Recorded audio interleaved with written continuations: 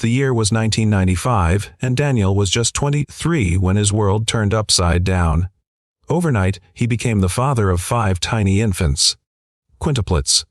Their mother, overwhelmed by the impossible weight of responsibility, left without a word. Neighbors whispered, families shook their heads, and most believed Daniel wouldn't last a month raising those babies on his own. But he did. Daniel worked 2 jobs, changing diapers between midnight shifts, heating bottles with one hand while balancing a crying baby in the other. He never complained. The years passed in a blur of lullabies, scraped knees, and homework assignments. People often asked him, "How did you do it?" His answer was always the same: "Because they needed me."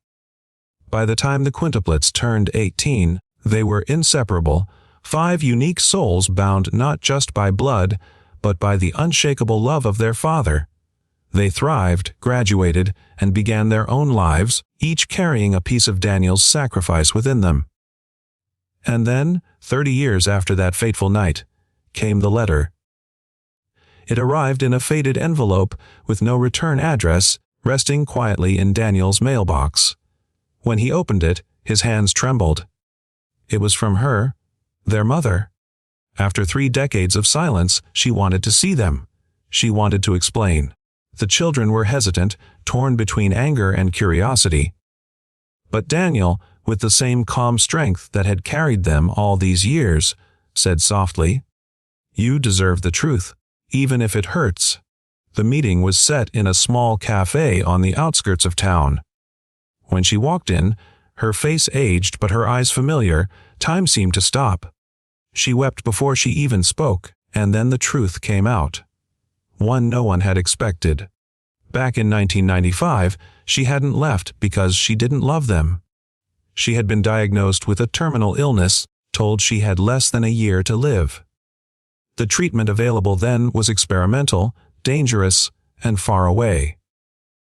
Believing she was sparing her babies from watching her die, she made the excruciating choice to disappear. But against all odds, the treatment saved her life. By the time she recovered, years had passed, and shame kept her silent. As she spoke, the quintuplets stared, their emotions tangled in disbelief, pain, and compassion.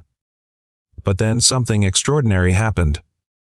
Daniel reached across the table and took her trembling hand. "You gave me the greatest gift," he whispered. "You gave me them. And somehow you gave me you too." Tears filled every eye in the cafe. In that moment, the years of absence, the unanswered questions, the weight of sacrifice, all of it transformed into something else. Not forgiveness, not yet, but the beginning of it. And as the quintuplets leaned in, surrounding the mother they thought they had lost forever, Daniel looked at them with quiet pride. Life had broken them once, but kindness was stitching them back together.